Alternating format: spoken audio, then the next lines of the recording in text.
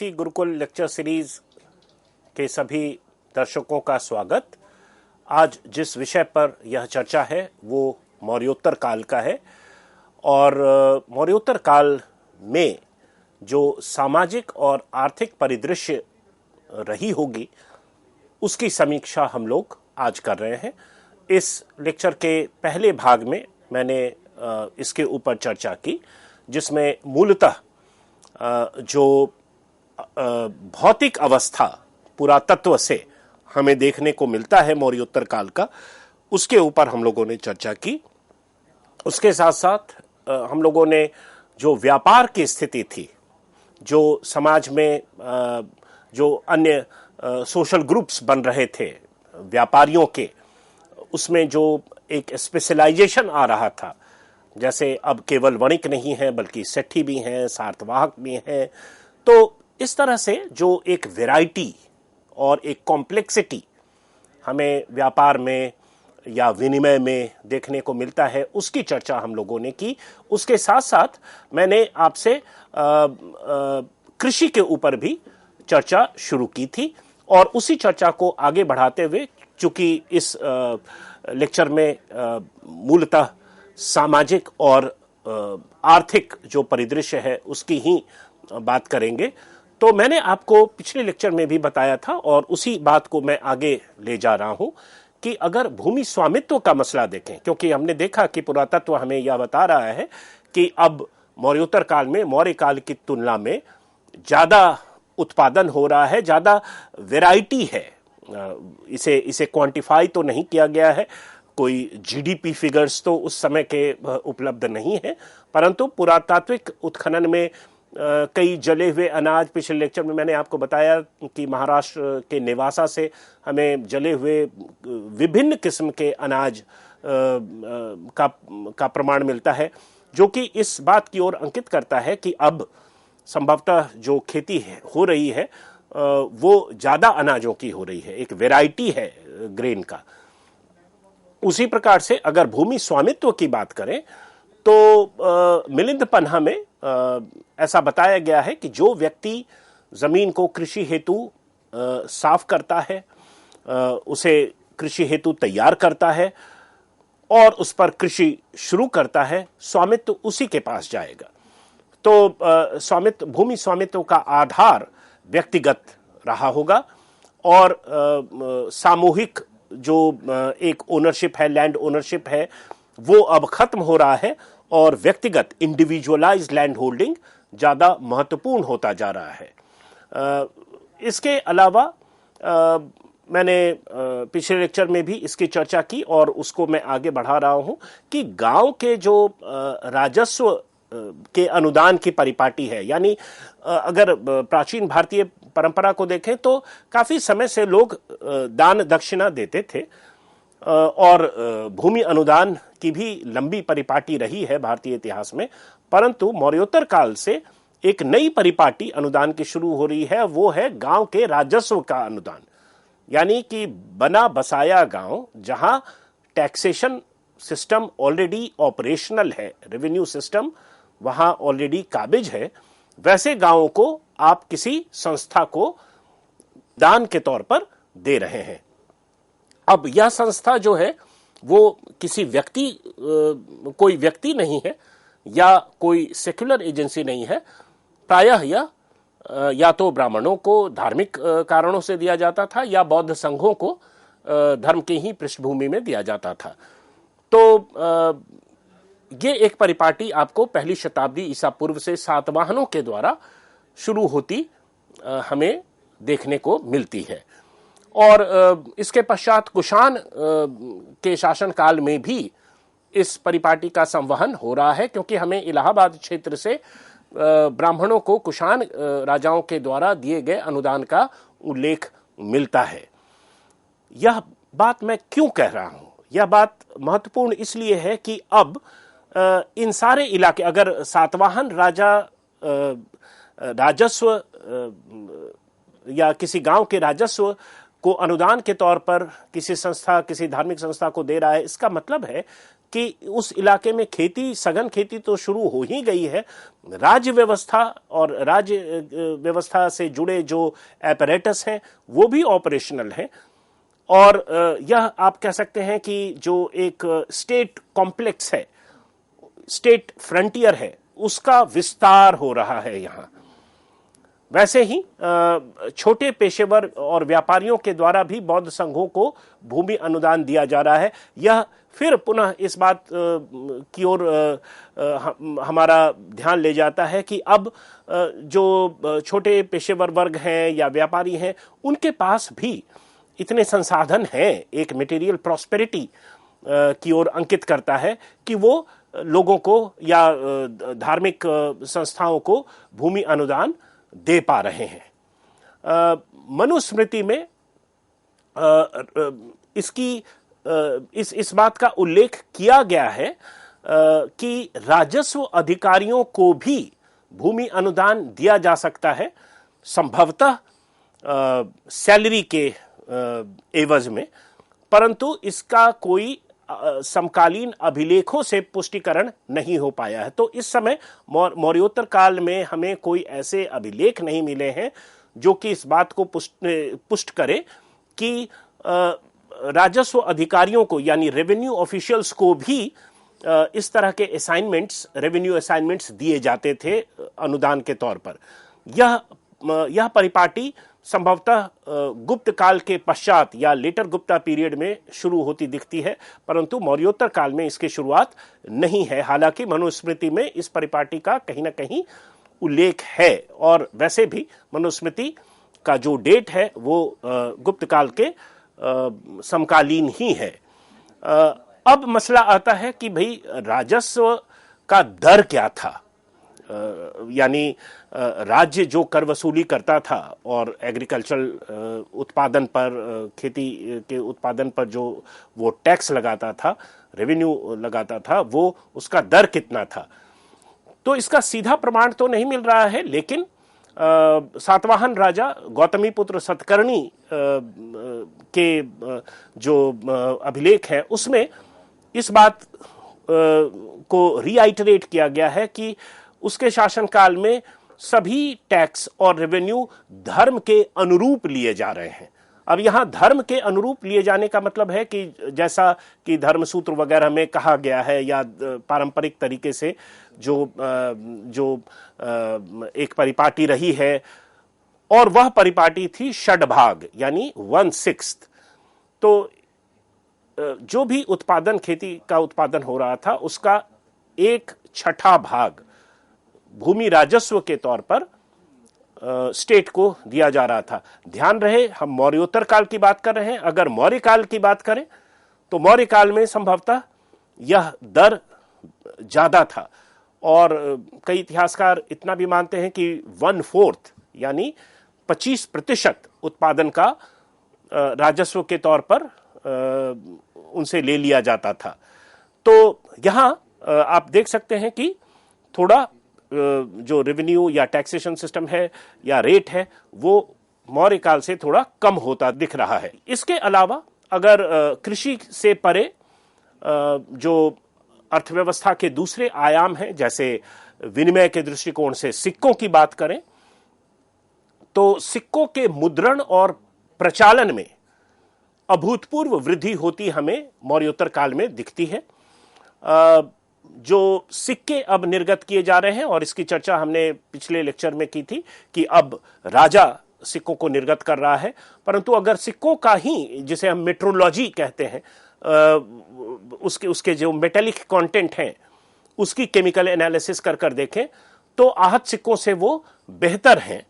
हालांकि आहत सिक्के चांदी के बने होते थे, और अब अगर सातवाहन के सिक्कों की बात करें तो सातवाहन के सिक्के चांदी के कम होते थे, और जो लोअर मेटल्स हैं उसके ज़्यादा होते थे। परंतु अगर पूरे मौर्योत्तर काल की बात करें तो कुशानों के समय, इंडो ग्रीक रूलर्स के समय, जैसे विमा कादफिसिस जो है पहली शताब्दी ईसा पूर्व के समय में इनका शासनकाल रहा, और विमा कादफिसिस के राज्य में नया और एक रूपी मुद्रा नीति प्रचलित होता दिखता है।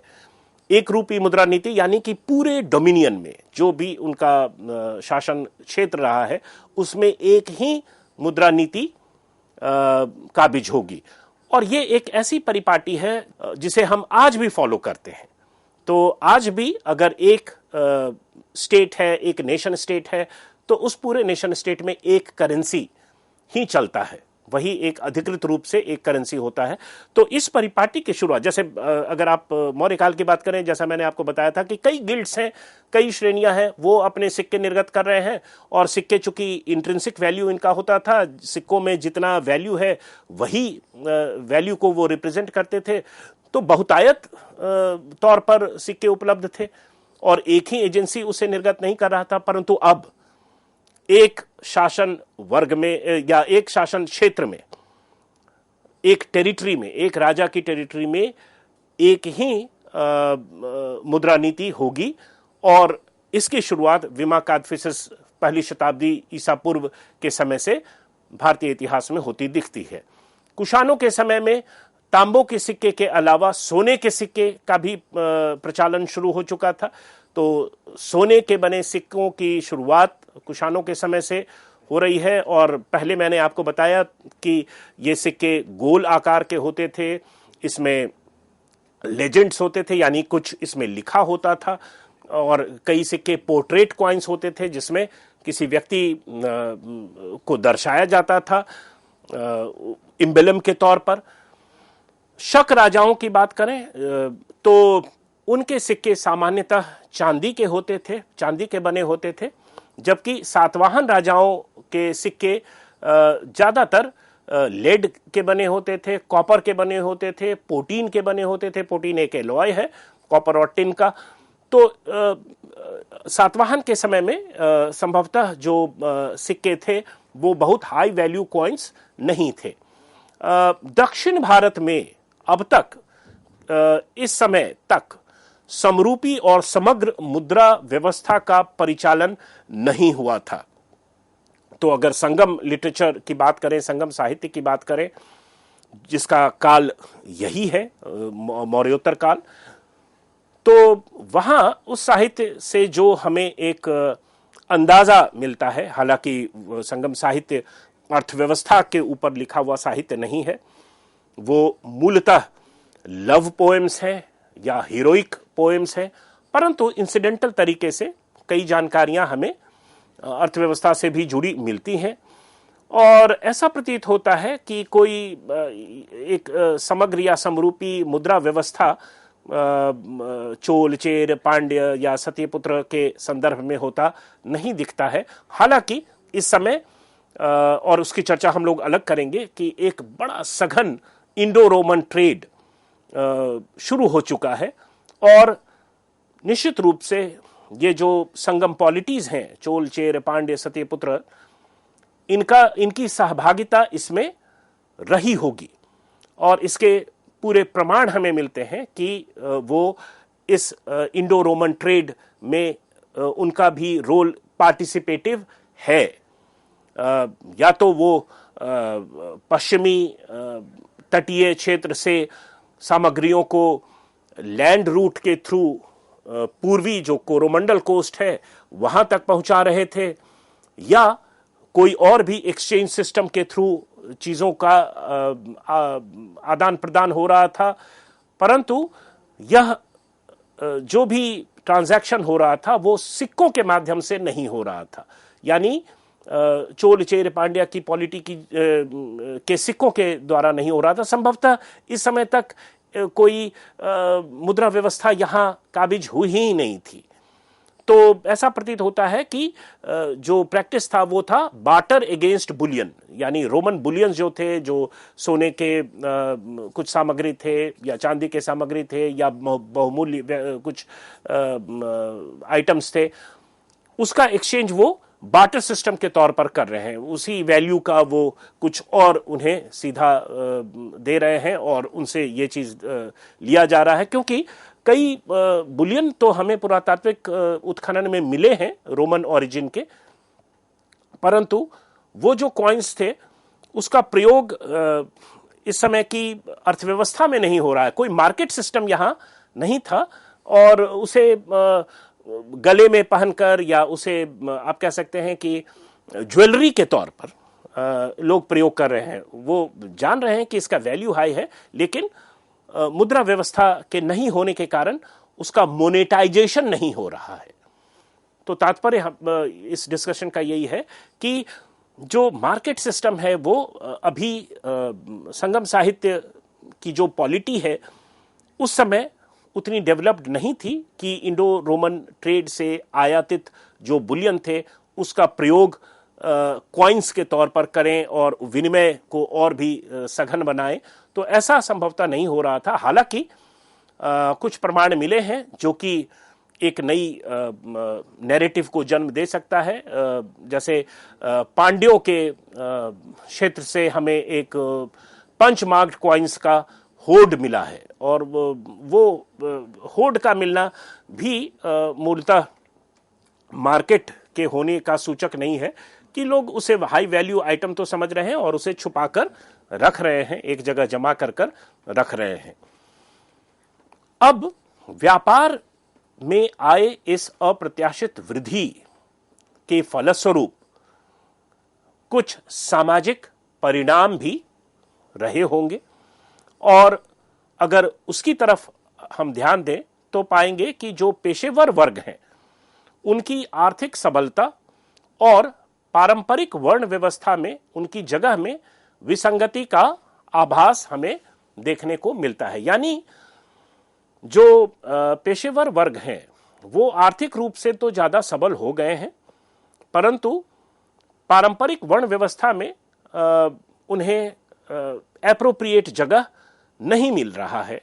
उनकी जगह मान लीजिए उन्हें वैश्य के तौर पर रखा गया, तो उनके ऊपर क्षत्रिय हैं और ब्राह्मण हैं। तो कहीं ना कहीं इस काल में वो बौद्ध या जैन धर्म की तरफ ज्यादा आकर्षित हो रहे हैं, क्योंकि वहां ऐसी बात नहीं है कि बौद्ध धर्म में जाति व्यवस्था नहीं है। बौद्ध धर्म में भी जाति व्यवस्था है, लेकिन वो केवल दो व्यवस्था है, यानी उच्च वर्ग और निम्न वर्ग। तो यहां जो ट्रेडर्स हैं उन्हें उच्च वर्ग की कैटेगरी में जगह दी गई थी। तो एक समझ इतिहासकारों की यह भी बनती है कि अब मौर्योत्तर काल में जो पेशेवर वर्ग हैं, जो प्रोफेशनल्स हैं या जो व्यापारी हैं, उनका झुकाव बौद्ध धर्म की तरफ इन्हीं कारणों से संभवतः बढ़ रहा था। मनुस्मृति जो कि एक ब्राह्मणिक टेक्स्ट के तौर पर उसे समझा जाता है, मनुस्मृति को देखें तो कारीगरों को मिक्स्ड कास्ट के तौर पर उन्हें प्रस्तुत किया गया है, यानी वर्ण व्यवस्था में उन्हें जो जगह दिया गया है वो संकर जाति के तौर पर दिया गया है। और ये जो संकर जाति है वो जो समाज और अर्थव्यवस्था में नए समूह, सामाजिक समूह आ रहे हैं, चाहे वो नए पेशों का हो, चाहे वो नए किसी कैटेगरी का हो, सोशल ग्रुप का हो, उन्हें भी वर्ण व्यवस्था में कहीं ना कहीं आप जगह देंगे।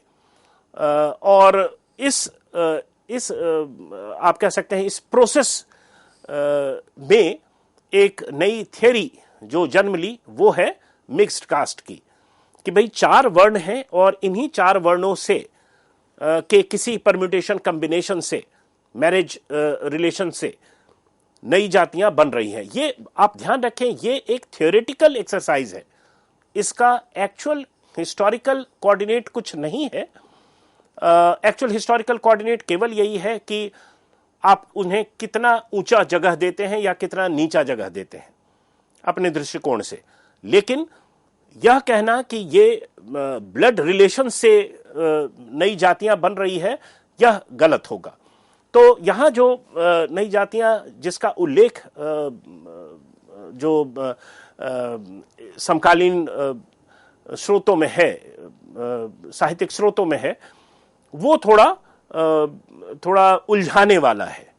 जैसे गौतमी धर्म सूत्र में आपको 11 संकर जाति का उल्लेख मिलता है। बौधायन में 14 संकर जाति मिलते हैं, जबकि मनुस्मृति में 61 संकर जातियों का उल्लेख है। अब अगर आप इसे समयबद्ध तरीके से क्रोनोलॉजिकली देख लें इन सारे स्रोतों को, तो आपको एक सोशल ट्रेजेक्ट्री का अंदाजा मिलेगा कि गुप्त काल आते आते जो वर्ण संकर या संकर जातियां हैं उनकी संख्या बढ़ती जा रही है। और ऐसा संभवतः इसलिए हो रहा है क्योंकि नए पेशे जन्म ले रहे हैं, नए पेशेवर वर्ग उभर कर आ रहे हैं, और एक जो वैदिक ब्राह्मणिकल सिस्टम है सोशल स्ट्रैटिफिकेशन का, उसमें उन्हें कहीं ना कहीं जगह दिया जाना है। तो थ्योरेटिकली आप एक मैकेनिज्म बनाते हैं कि भाई किसे कहां प्लेस किया जाए, और उसकी उत्पत्ति का भी एक कारण बता देते हैं कि फला जाति की शादी फला जाति से होने के पश्चात जो बच्चा जन्म लेगा वो इस जाति का होगा। ये एक थ्योरेटिकल एक्सरसाइज है।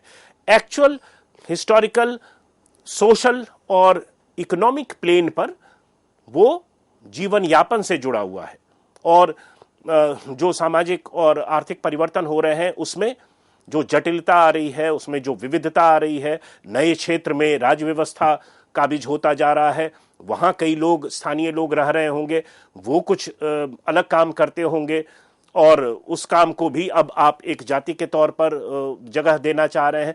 तो ये मसला है, और सीधे तौर पर इसे अनुवांशिक तरीके से समझ लेना संभवतः आप कह सकते हैं कि that will be very naive, वो काफी सिंपल तरीके से आप उसे समझ रहे हैं, तब आप ऐसा करेंगे।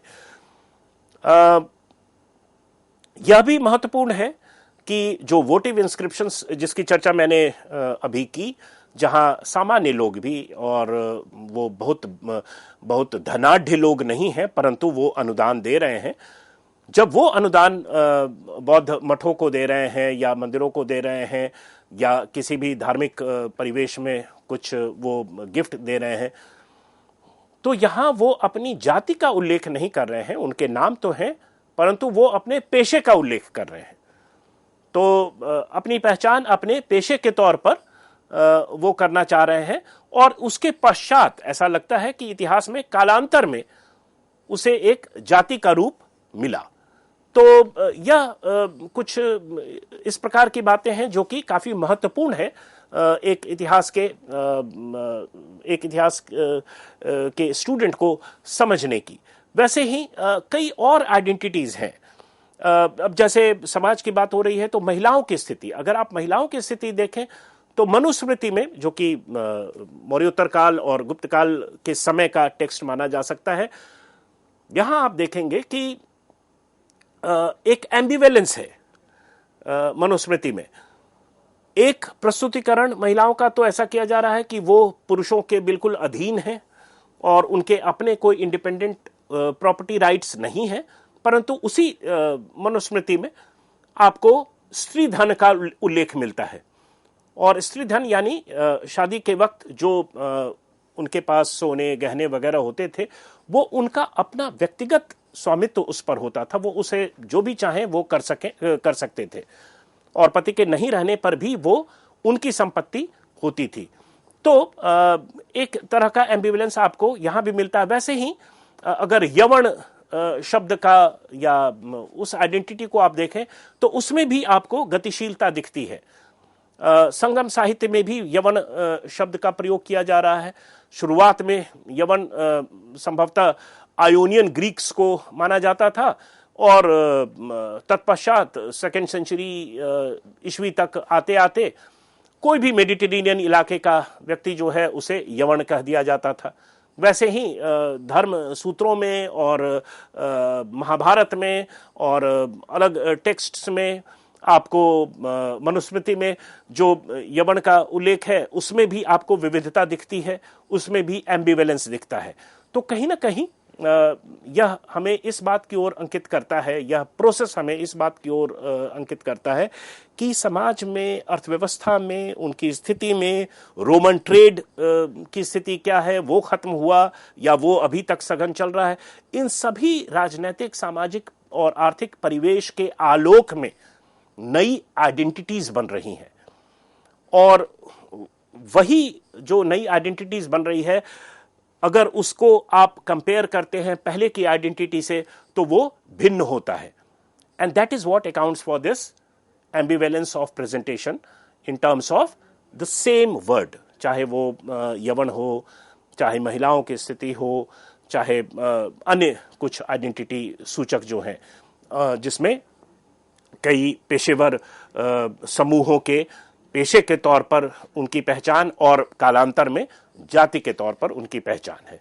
तो ये कुछ जटिलताएं हैं जिसको हमें समझना चाहिए एक डायनामिक तरीके से, क्योंकि इतिहास में अगर निरंतरता है तो परिवर्तन भी है, और इन दोनों के मैट्रिक्स को ध्यान में रखकर ही हम उस कैटेगरीज के, सोशल कैटेगरीज के और नई बनती आइडेंटिटीज को अपने आलोक में ला सकते हैं, जो कि इतिहास परख होगा। धन्यवाद।